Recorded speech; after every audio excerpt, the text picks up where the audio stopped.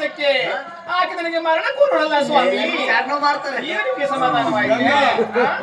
ಮುಂದೆ ಬಂದವರಿಗೆ ಮರಣ, ಹಿಂದೆ ಬಂದವರಿಗೆ ಶರಣು ಎಂಬುದಾಗಿ ನನ್ನ ಶಾಸ್ತ್ರದಲ್ಲಿರುವುದು. ಮತ್ತೊಂದು ಸಾರಿ ಶರಣ ಮಾಡುವುದು. ಹಾಗೆ ಆಗಲಿ ಸ್ವಾಮಿ.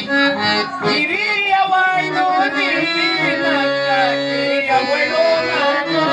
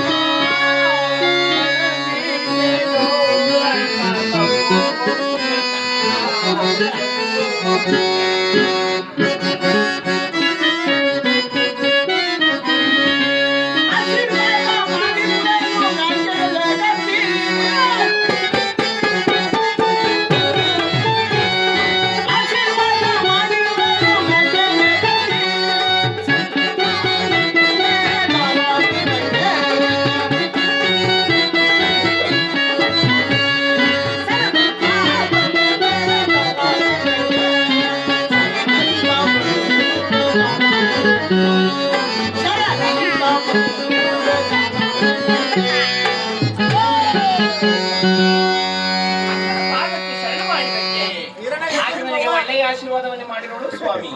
ಈಗ ನಿಮಗೆ